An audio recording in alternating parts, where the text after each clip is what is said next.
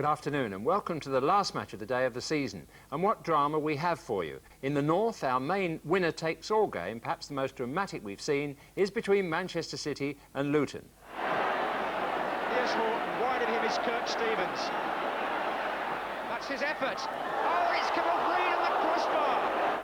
In the south, we find out how Birmingham's annual Avoid Relegation campaign finishes at Southampton. Right again! Good save by Tony Coton. In Scotland, we see the goals by which Dundee United beat their neighbours out of doors and the celebrations that followed that historic victory. And I must say, I don't think I've seen scenes like this in Dundee before, a jam-packed crowd. It's also your last chance to enter the Goal of the Season competition.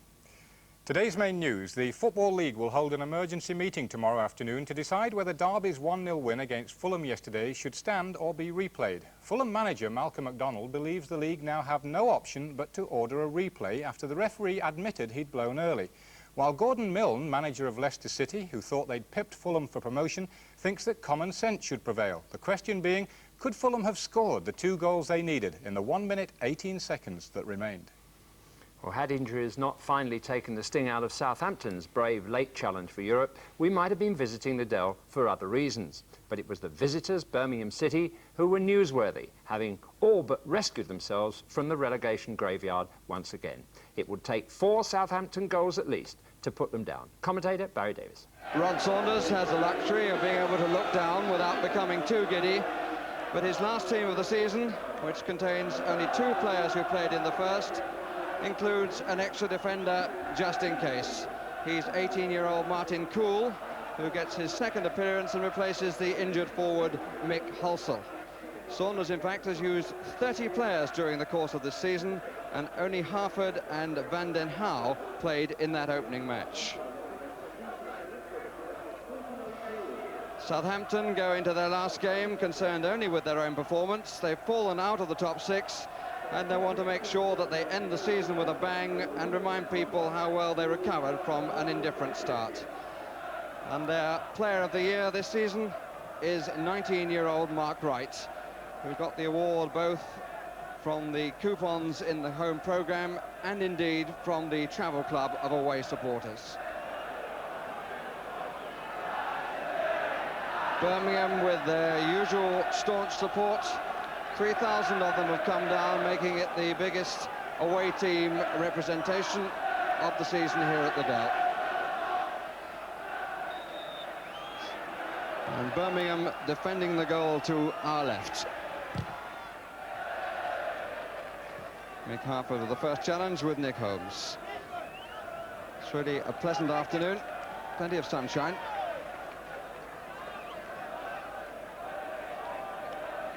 Noah Blake deciding to leave it. And it's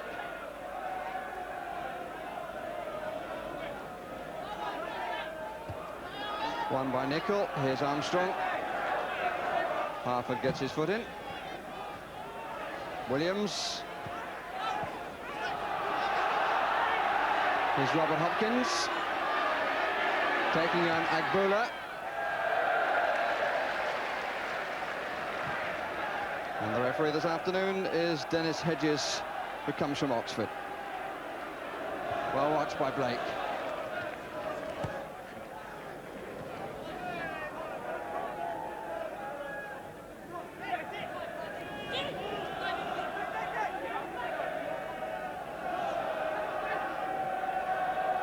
Off Hagen for a Southampton throw.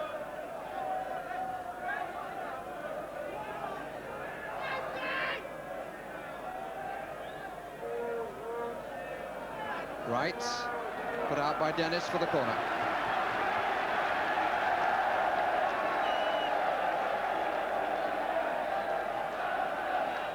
Wallace, Holmes. Oh, I say, the goalkeeper could never have seen it. And deflected for the corner. Holmes, who tried for the corner and got the deflection off Hagen, I think. Certainly a Birmingham leg.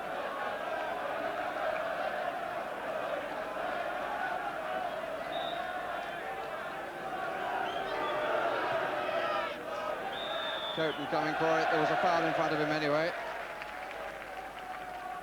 Byron Stevenson moving out, and the verdict in his favour.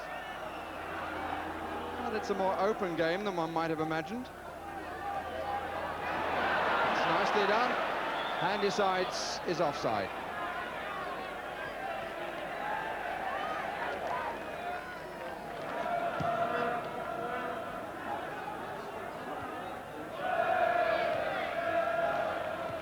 Moran, Blake. But he's made the roof. And the opening quarter of an hour has not produced a goal.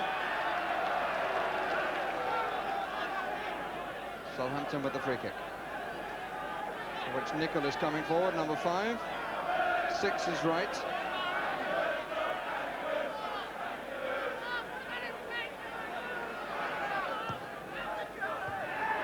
Well saved by Coton. The header came from Moran. Really good save by Tony Coton. It's right at the foot of the post, and he got down sharply indeed.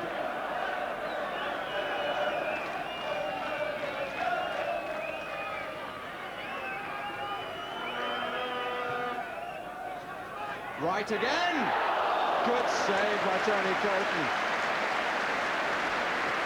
Couple of really fine saves by him. First from Moran, and that one from Mark Wright with the tip over the top.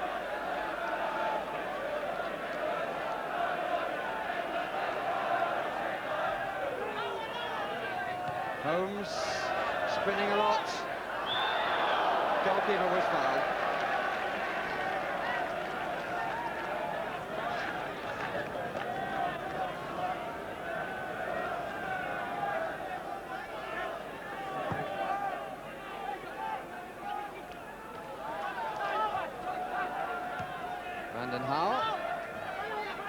Robert Hopkins.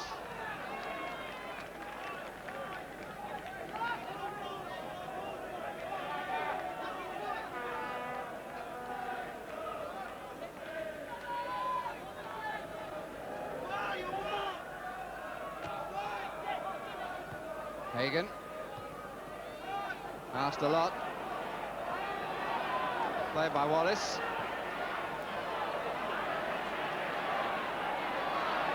And still, Armstrong has a shooting chance.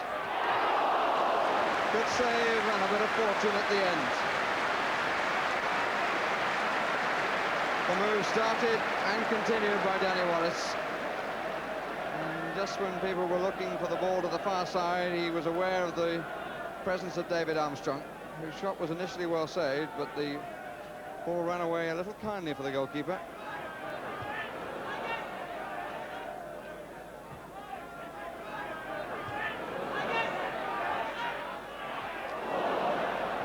Harford there before Nicol, which was as well for Birmingham.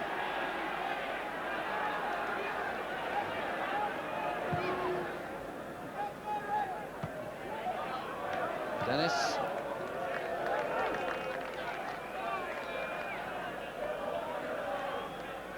Check of the watch by Mr. Hedges.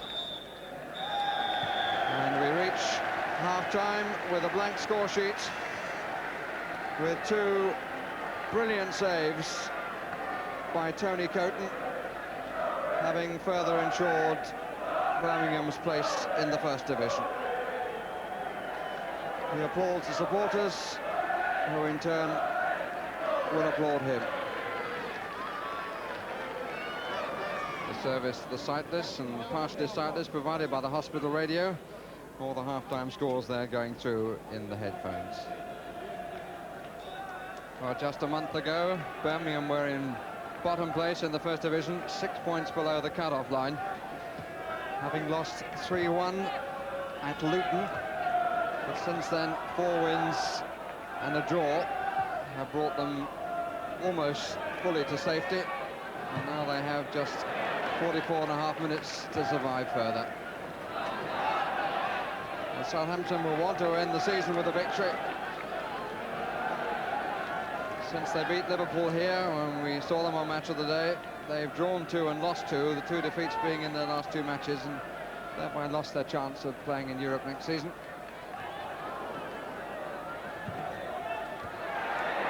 Side foot from Puckett. And Ryan McManamy with a smile, coming to his seat for the last time this season after signing the autograph.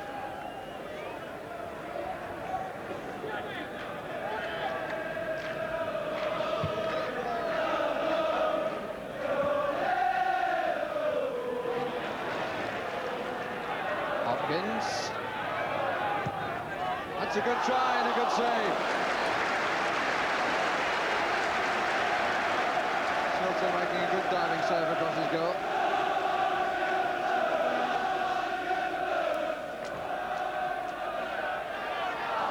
Punch by the keeper. And decides. Goal kick.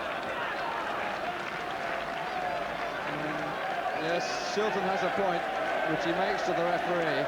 There was certainly an arm up in his face when he came for the punch. And Southampton to make their substitution, to bring on 18-year-old Ian Baird for his 11th appearance of the season. And the substitution is predictable in that David Puckett, simply in terms of position, is the player replaced.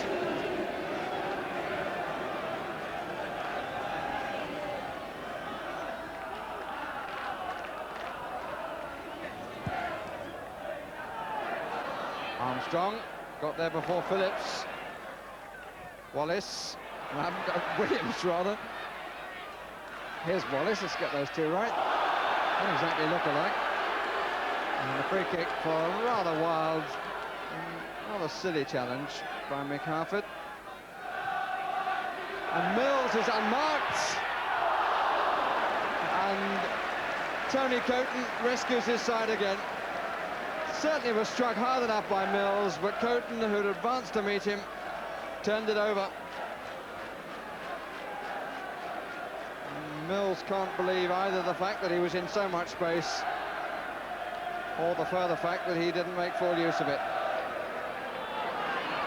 Wallace is still available. And here's Williams, number 4. White following in.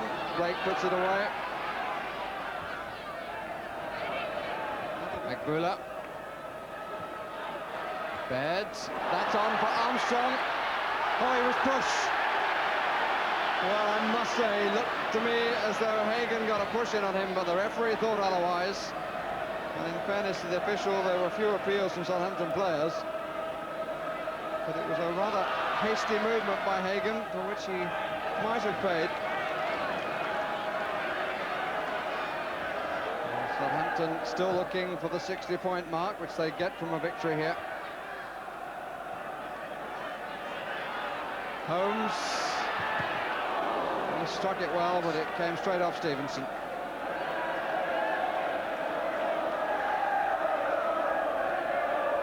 Vanden Howe running on. Well, Birmingham got met over if he can cross the ball. Oh, great save, but Harper puts it in.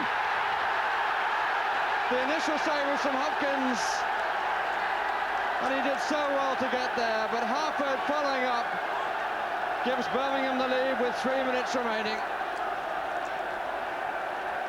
There was never any question in the second half about Birmingham being in any fear of relegation, but now they're going to escape with the points too.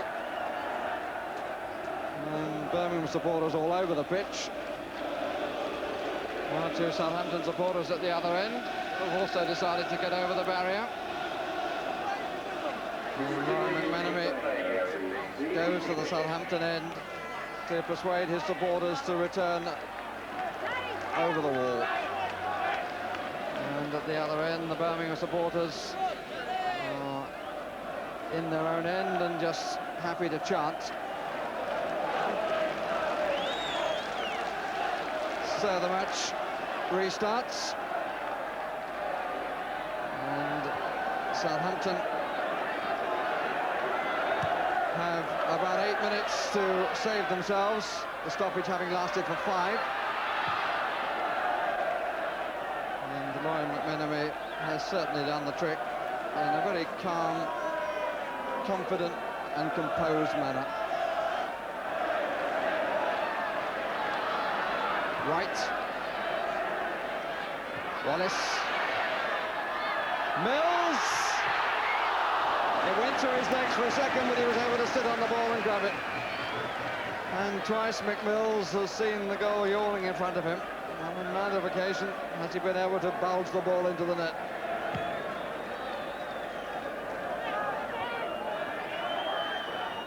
Wright. Mills. Moran. Held out there by Blake. Holmes. Plenty of heads to find. Corner.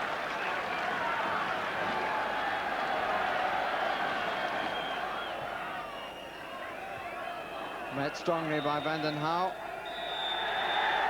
And the final whistle is blown, and the players get off the field as quickly as they can.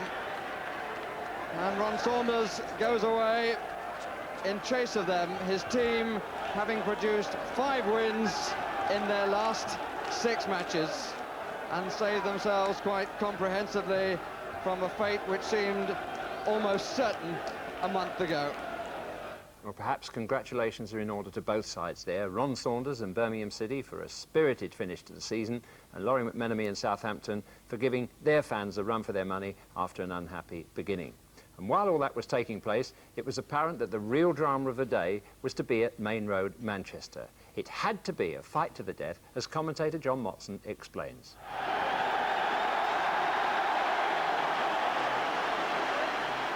It's do or die at Main Road today.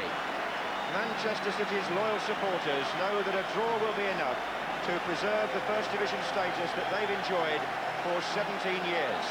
While the Luton fans know their team must go for a win.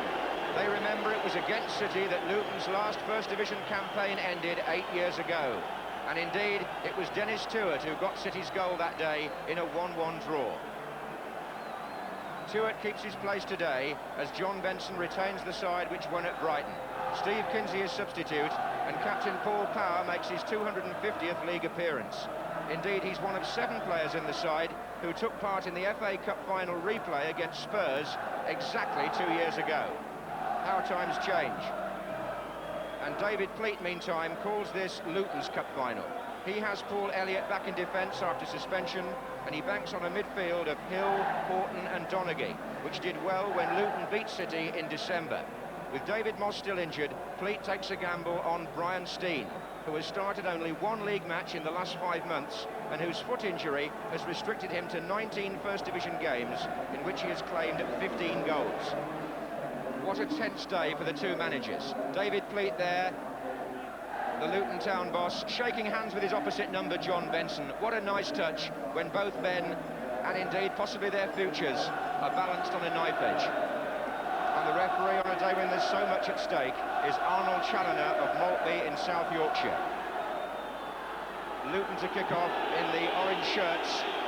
A week ago, they didn't believe it was possible for them to find themselves in this position. Whereas City in blue, with Asa Hartford on the ball, have been told that lots of futures could depend on their result here today. Here's Ray Ranson. And Godden came to meet Dennis Tuart and took it very cleanly.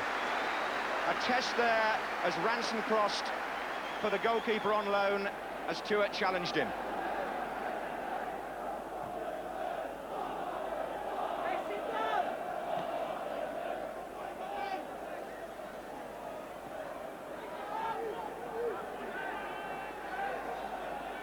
McDonald.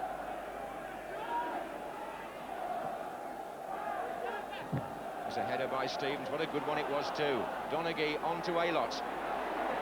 Aylott to Steen.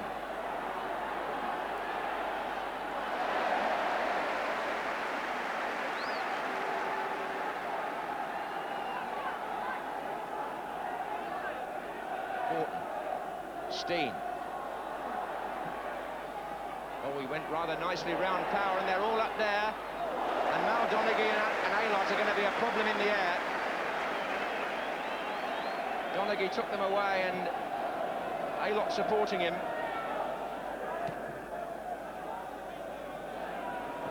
Header was by Donaghy.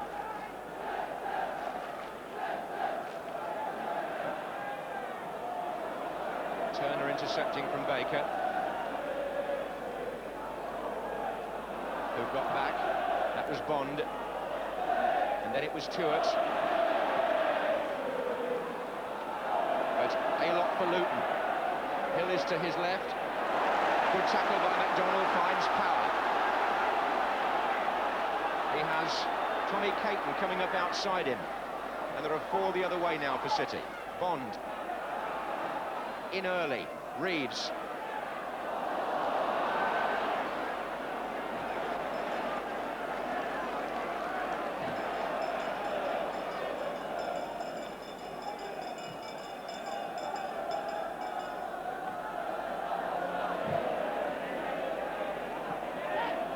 Stevens.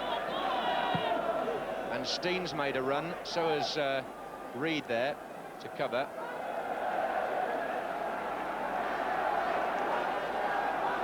And John Benson with the grey hair, arms folded.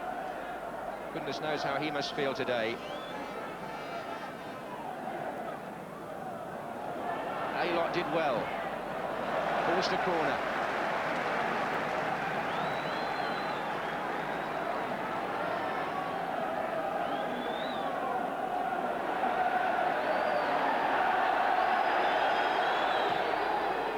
Was played short, intending to find Goodyear.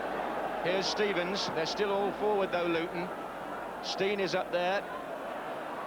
So too was Donaghy. Aylott's in. Oh, and a great save by Williams, but the referee had already pointed the other way.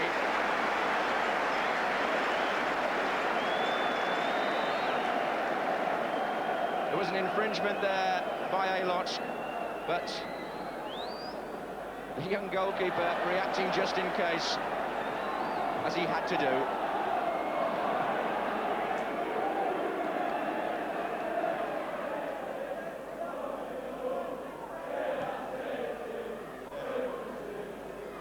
Walsh, Donaghy.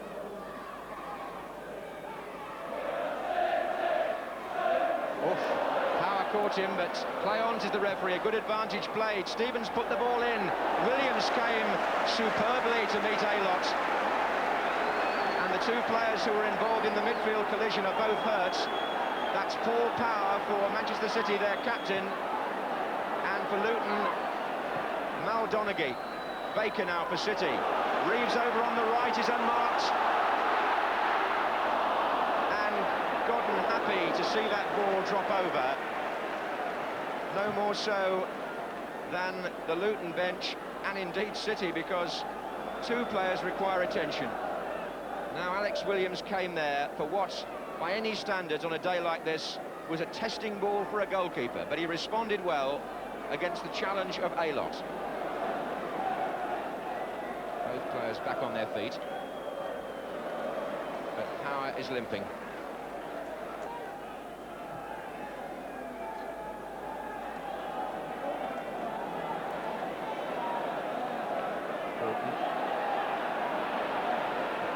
It's a good ball to Hill.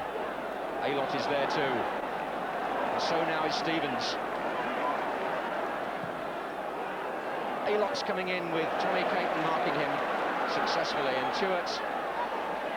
That's a good ball to Bond. And that might be for Reeves. What a superb switch in play by City, but is there anybody with the legs to get up front? Tuart's trying. Reeves had to hold on. There was nobody in the centre when he wanted to cross the ball first off. Power. There are now McDonald. And Tuart starts another run. And the legs of Goodyear there for Luton. In goes Reed. Reeves. Baker. Power. And the crowd get behind City. McDonald. No good.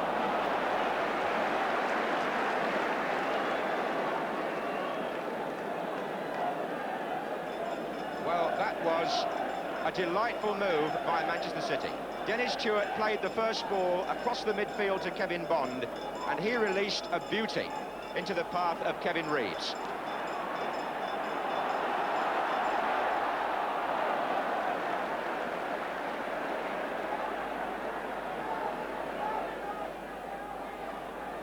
There's not much between the two sides in the league table, and there's not much between them on the pitch this afternoon so far. Reeves, there might be now. A long ball delivered by Nicky Reed, getting Kevin Reeves in behind the Luton defence. The angle was never very good for him, but it was a good attempt.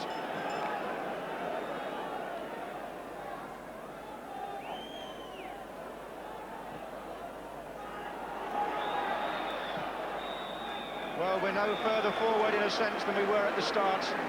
The first half in which the team shared the play generally, although City came very strong in the last 10 minutes. And the half-time score, if it was to be the full-time score, would favour them and not Luton.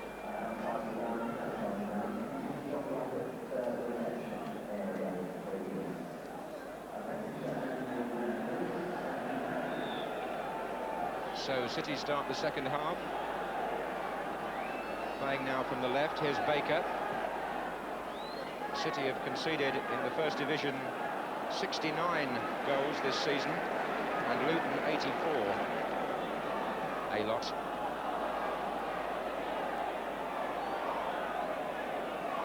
Horton for Luton. Steen, now, has he got the ability to turn? Walsh, same could be asked of him. Couldn't get past Ranson. Donaghy. A-Lot, Horton, wide it'll go to Stevens. Driven low, oh, it came off Bond! Corner. Well, what an awful day it would be to concede an own goal.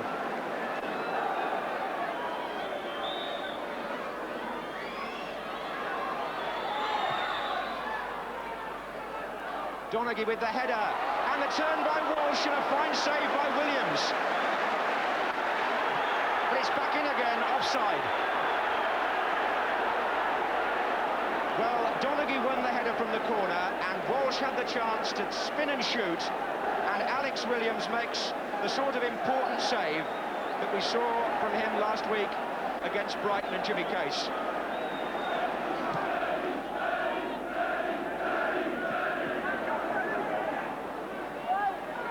Certain now that Luton are going to use their substitute. They're going to bring off Wayne Turner and replace him with Radi Antish.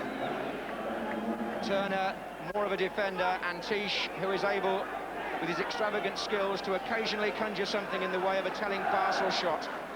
Come on, keep it going! Come on, Ready! Forward by Goodyear.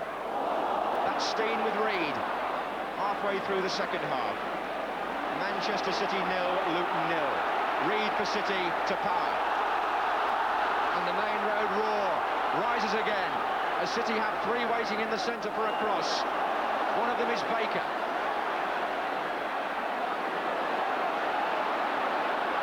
Trying to get by Donaghy.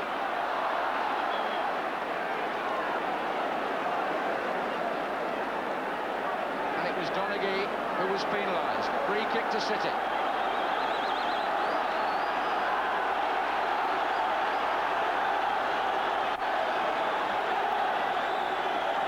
To take.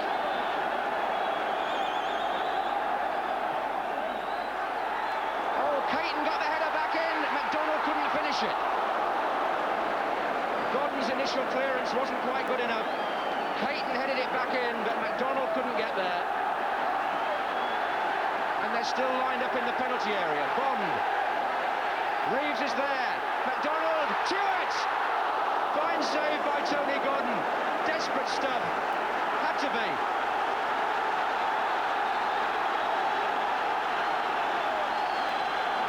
And the City fans giving the team the sort of backing that Chairman Peter Swales appealed for. It could make so much difference for them as they press strongly. Hartford with the corner.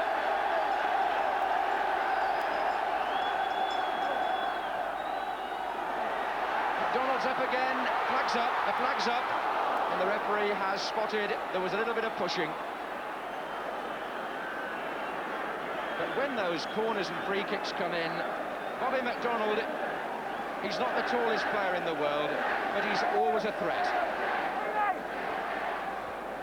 Just look at the animated gestures now on the Luton bench. David Pleat must feel that they were slightly fortunate to survive the last couple of minutes. John Sheridan smokes his pipe. But Tony Godden there, maybe not altogether orthodox and not altogether convincing the first time, but he certainly made two very important saves.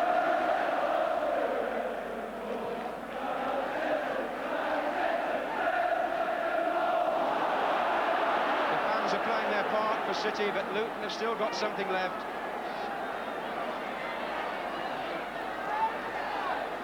Donaghy. Aylott is calling and making a run. Here's Horton. Wide of him is Kirk Stevens. That's his effort. Oh, it's come off Reed on the crossbar. Could you believe that? Driven back in by Stevens, and Steen couldn't get there.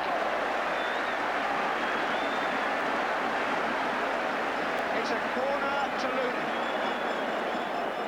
Now suddenly the emphasis switches. One moment it was the Luton goal that was under siege. Now it's City as Antish prepares to take the corner.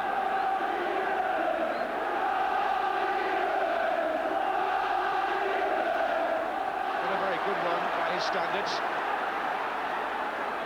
Well, City there know just how lucky they were to survive.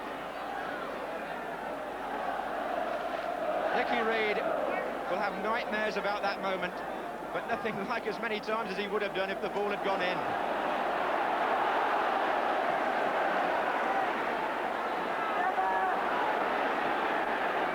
Hartford. Baker is coming in from this side. It's still Hartford. And it's still Hartford. Oh, he's beaten them all. And he's backheeled it. And power curls one for Chewett. Terrific run by Asa Hartford. That's what you need from your experienced players in a match like this.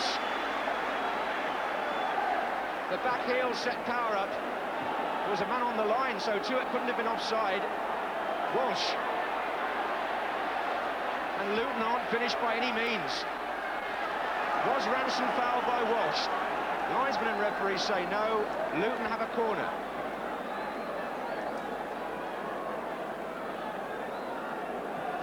Just over 6 minutes to go.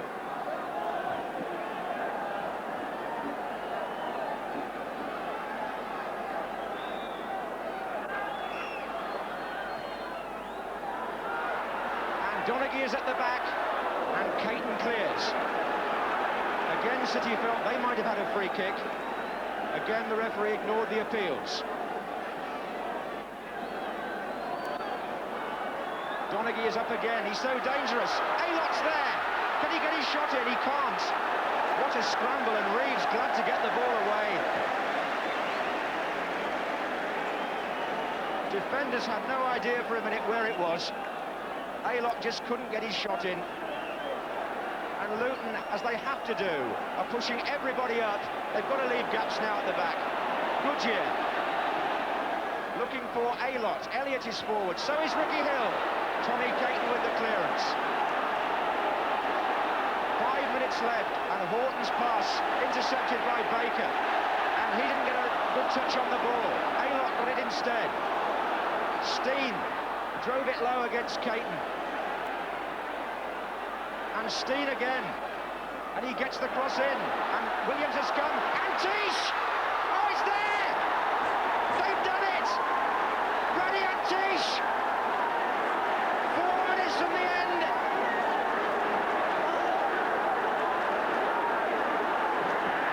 David Pleat off the bench. He knows there's still 4 minutes to go. They surely mustn't let the celebrations go on too long. But as the ball was cleared, Radi Antish, the substitute, drove it through a crowd of players and has Luton's life in the harsh world of the English First Division been saved by a Yugoslav. City now are going to make a substitution. Baker goes off and Kinsey comes on. The cleanest shot of the afternoon registers the goal that may keep Luton up and send City down. And if if it does, they'll call it the most inspired substitution of the season. Hartford. And now the excitement switches to the other end.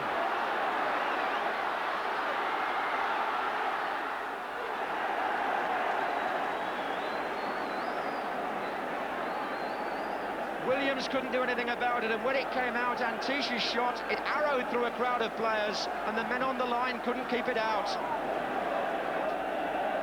City now are on the rack as Horton takes the free kick for Walsh, and City let him go.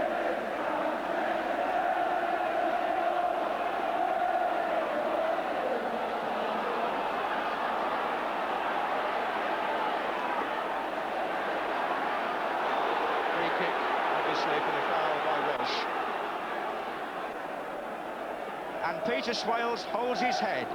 His club are only a couple of minutes away from Division 2.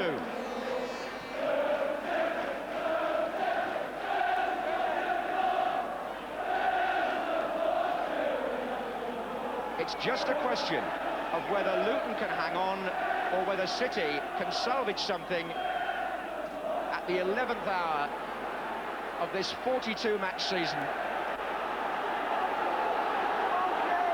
The crowd are doing all they can to help. Reeves, power, it's awkward. But Donaghy jumped with Chewett and Reed. And now it's Ransom. And Reeves is coming in on the cross, it's down to Godden.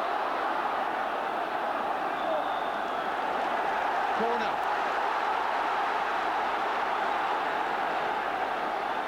John Benson on the City bench could surely hardly bear to watch, but I shouldn't think David Pleat can either. City have a corner in the last minute. And McDonald with Godden, and Kinsey! The referee's pointing the other way. He's penalised a City player. But just for a minute, their substitute almost did for City what Antish did for Luton, but the whistle had gone. The crowd is 42,000, which is some attendance. The second best of the season at Main Road, but are they watching City go down? Hill. Brian Horton had to put his foot in. Antish, oh, what a bad ball, but there was an offside anyway against Steen. And Kirk Stevens trying to hang on. Oh, dear me. Well, desperation isn't a strong enough word at the moment. We are in stoppage time, and Luton lead 1-0 and look like keeping their place in the First Division, and City look like being relegated.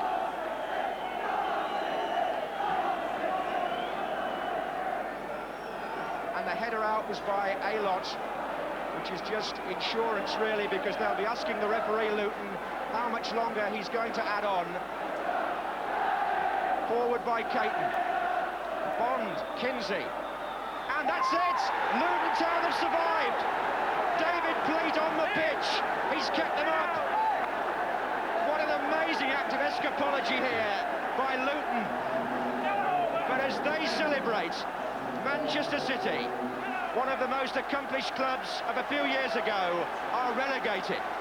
They go down before their own supporters to a goal by Radi Antish, the Yugoslav whose future at Luton has been in doubt all season, whose contribution has been fitful at times, but who has scored a goal which has made history for his club. What an amazing match for David Pleat. The goal came in the 86th minute. His team were 4 minutes and a bit of stoppage time away from relegation. City were that close to survival. And Antish scored the goal, which keeps Luton up for another year at least, gives them some breathing space, delights their fans, will please many people in football for the spirit in which they've played this season. But you have to feel sorry on a day like this for Manchester City, whose 17-year unbroken run in the First Division has come to an end on their own Main Road ground. I'm sure many of us do feel sorry for City. They couldn't have tried harder in that game, but if it's any consolation to them, in their 17 years at the top, 15 of the clubs in next season's First Division have gone down in that time, including Manchester United, Aston Villa, Nottingham Forest and Spurs. And it hasn't been the end of the world for them. They've all bounced back to greater glories. And Chairman Peter Swales is the man under pressure, and there were minor demonstrations afterwards. But it will be good to see all that energy harnessed and used positively to recreate better days. But it was Luton's day. Like a cup final, perhaps more so. They've won admirers this season for their enterprising and attractive style, though hardly enough points. But finally they triumphed, and John Motson conducted the celebrations. Well, it's normally a cup final day when we get a team together like this, but I think, Brian, for Luton Town, Brian, this was a cup final, wasn't it? It certainly was, John, yeah, and I think more than a cup final, because for next season, some of the younger lads, it's going to be tremendous for them to stay in the First Division. It's the only place to play, John, really, and I'm really pleased for them. Now, Kirk, there must have been a feeling with, what, 86 minutes gone, that the game was up and that 0-0 was going to send you down. No, the lads were confident that I'd pop up and do a bit for them. And then I had to leave it with Raddy. Well, let's speak to the man that scored. Raddy, when you went on, what did David Pleat say to you? Well, he know what I have to do. My only mind was score winner. And the day I do, yeah. Let's have a word with Brian Steen, who actually laid the goal on. Brian, your first, only one league match for 5 months before today. How much of a gamble was it that you played at all? Well, it's a big risk, and the physio decided to take the risk in the end. It was me and Mossy injured. And now it's just, I had a painkiller in it before the game, but now it's murder, really, like, you know. But I'm just glad I come through it okay. And what about the cross that led to the goal?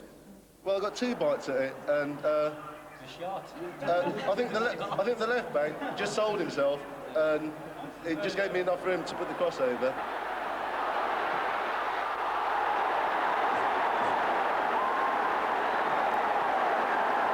It's difficult to reflect on a game like that, but how did you feel, with 5 minutes to go and 0-0?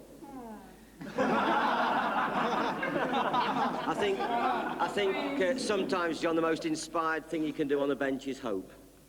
And I was hoping and praying. And I think at the end of the day, the lads have been smiled upon. But I do believe they deserve to be smiled upon, because I think that this season they've gone into the First Division. Many of them young players. You know, only Brian Horton has played regularly in the First Division before. And for the other players to go in the First Division and try to take the game to other teams. And in the process, we've suffered. We've had some horrible results. We've had some horrible home results. But at the end of the day, they've come through it. And if there's justice, I just feel sad that it happened to be a game which was so crucial to 2 teams, so the other team has to go. Maybe they would have been just as sad for us. I would have rather, if we won here, we put someone else down elsewhere. But I just feel that every player has worked hard. Why I'm popular, I'll tell you that, because in training they put the ball through my legs regularly, and it's easy for them, and I think that's good. Well, I think the one thing that is certain, David, is that when they put it through your legs next season, it'll still be as a First Division club. Congratulations to you and to all the squad, those that didn't play today as well. We look forward to seeing you in the First Division again next season. David Pleat wiping away a tear and commanding respect for his use of words as well as the way his team plays. Well, while interest centred on the bottom of the table in England, all eyes were on the top in Scotland. It has to be good news when other clubs make it unnecessary for Rangers and Celtic to enlarge their trophy cabinets. Aberdeen magnificently won the Cup Winners' Cup, and now it was Dundee United's turn to pit them and Celtic for the championship. Your commentator, Archie McPherson. Milne wriggles clear, might just get the chip, and he does. He's scored. Oh, what a great goal. That is the dream start United prayed for. How the prayers were answered.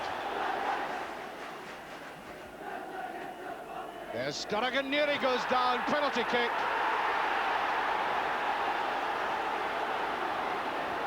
Referee had no hesitation. That was a strong driving run forward by David Neri. And down he went. Bannon against Kelly. He saved it. That's it, though. The second. Not the tidiest goal him and Bannon's ever scored, but I doubt that there's been one more meaningful than that. 2-0 up, 12 minutes gone, and I think they should be getting the champagne out of the ice.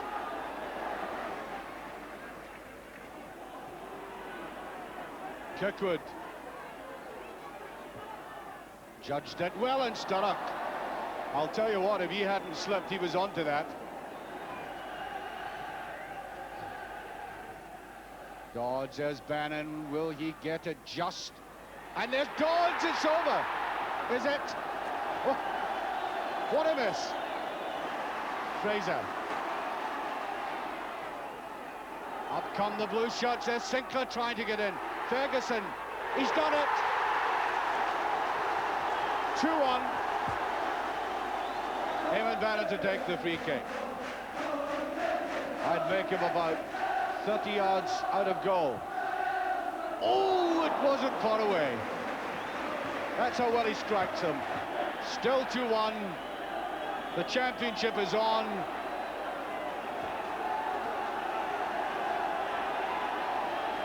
If it is possible, I have my eyes on the referee. It's gone. That's it. The finish. United have done it for the first time in their history.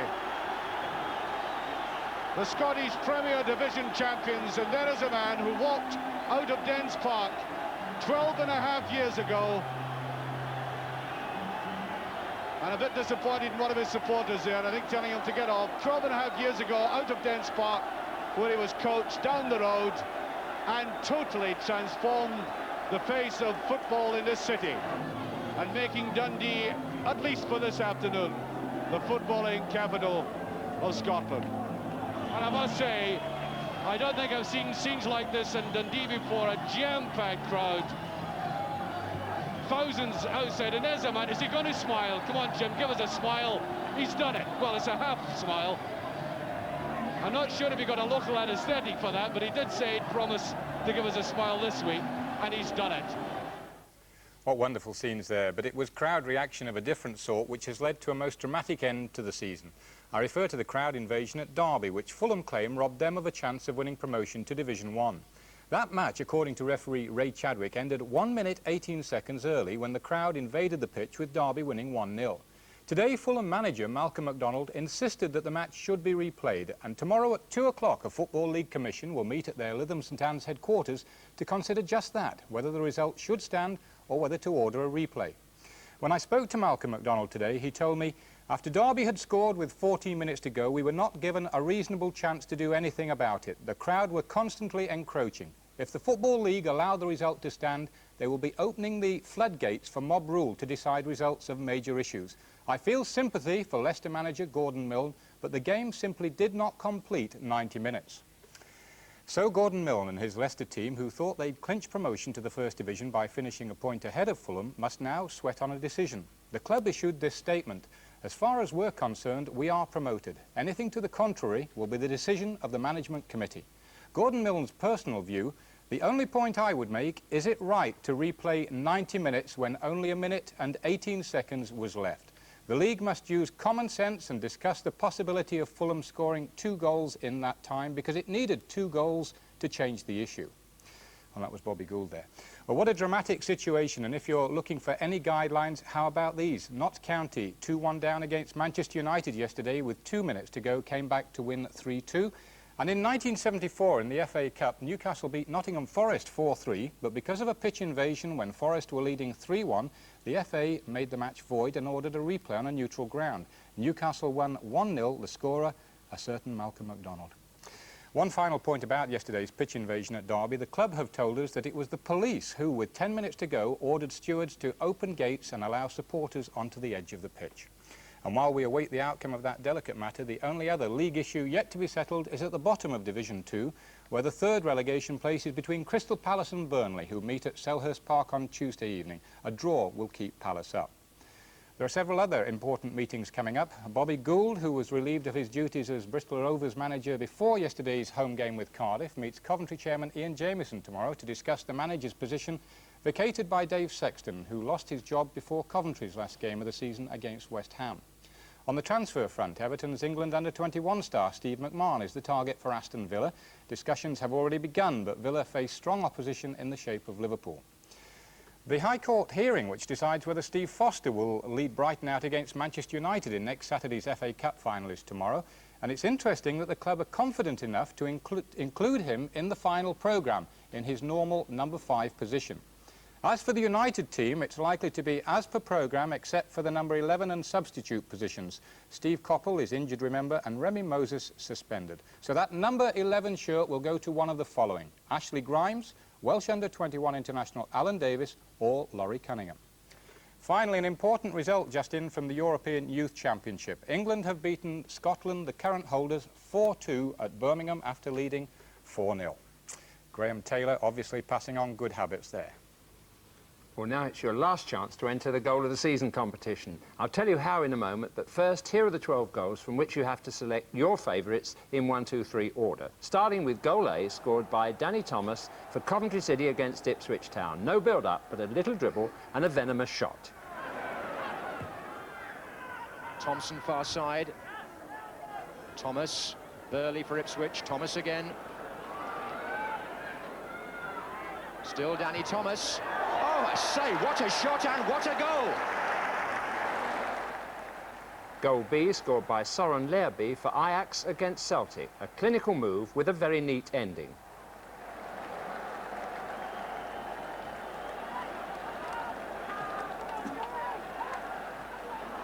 Neat 1-2, away goes Olsen, look at the pace of him, driving forward.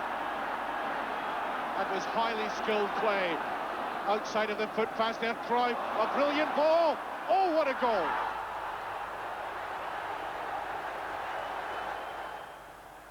Goal C, scored by Gordon Davis for Fulham at Newcastle. Teamwork of the highest level and a precise finish. Houghton was coming through, Wilson turned it on, here's Gordon Davis. Well, what a good finish. Goal D, scored by Danny Wallace for Southampton at Luton. A solo effort with an unstoppable shot.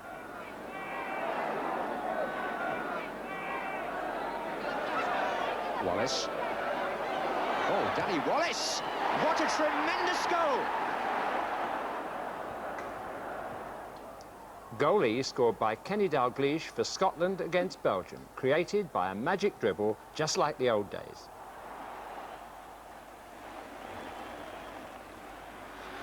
Looking to knock it forward. Picks out Dalglish and a marvellous turn inside the defender. Steps around another. Oh, and into the top corner. A stunning individual goal by Kenny Dalglish. Goal F, scored by Ian Rush for Liverpool against Watford, illustrating Liverpool's power, passing ability and direct style. Neal's clearance to Dalglish. Beautiful turn. Oh, and on for Rush, got a perfect through ball. And what a brilliant goal!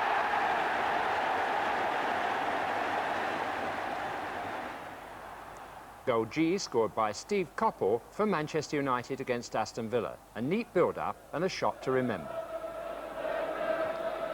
Whiteside, oh, what a good turn. Oh, he left him in his wake there, Stapleton. And can Coppell drive one? What a goal! Goal H, scored by Mark Waters for Aston Villa at Northampton. Perfect control and silky elegance make it look easy. 4 Villa players in the area. Here's Walters. Oh, it's a lovely turn. Oh, what a beautiful goal. Goal I, scored by Graham Souness for Liverpool at Luton. An invitation to score, followed by a perfect strike. Souness. And again Souness! What a goal! Goal J, scored by Ronnie Whelan, also for Liverpool against Manchester United. Chiefy, confident and precise.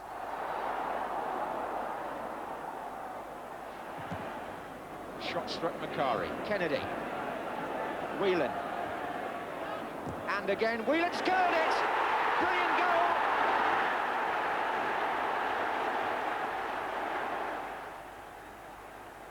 Goal K, scored by Charlie Nicholas for Scotland against Switzerland. A good move, a fine pass and an extraordinary ending.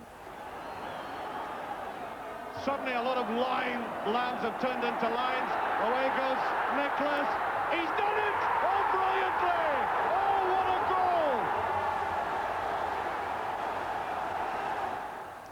goal! Goal L scored by Norman Whiteside for Manchester United against Arsenal. A perfect invitation to score, accepted with relish. Orbiston. Oh, Grimes is onside, and so is Whiteside here. Oh, I say! It's amazing! Well, here's a check on those goals. Goal A, Danny Thomas. B, Soren Lerby. C, Gordon Davis. D, Danny Wallace. E, Kenny Dalglish. F, Ian Rush. G, Steve Coppell. H, Mark Walters. I, Graham Souness. J, Ronnie Whelan. K, Charlie Nicholas. And L, Norman Whiteside.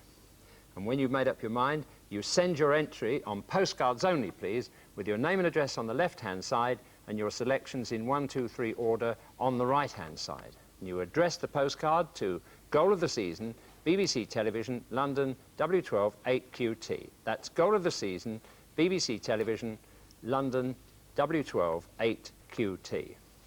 And there's £300 of the premium bonds waiting for the winner of that competition, plus the glory, of course. And the winner will be announced in our Cup Final Grandstand next Saturday, which begins at 11 o'clock. And for those of you who feel that goalkeepers are left out in the cold, there'll be a Save of the Season competition in that programme, as well as Sporting Choice. That's your chance to dial a cup final. And there's also a special edition of Question of Sport conducted by your host for the day, David Coleman, and we fly in on Brighton's helicopter to Wembley. Match coverage begins at 3 p.m.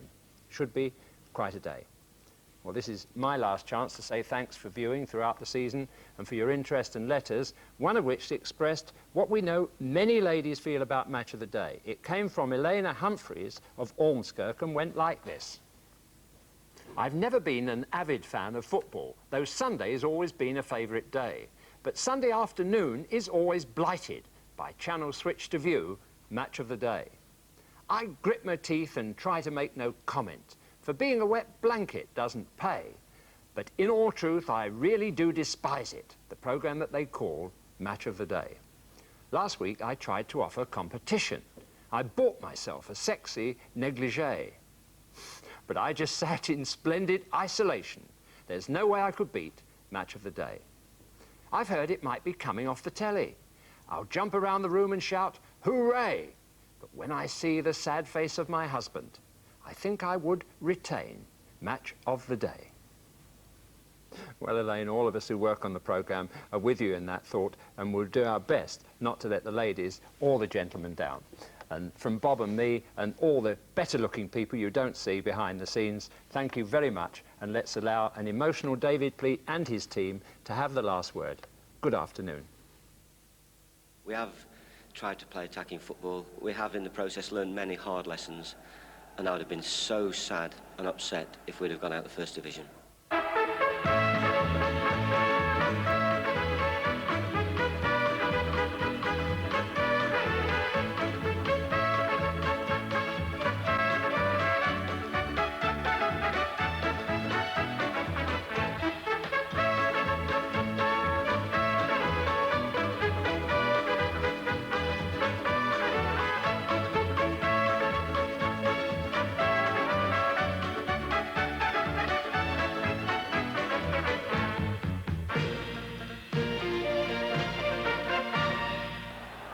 Steen again, and he gets the cross in, and Williams has gone, and Tish!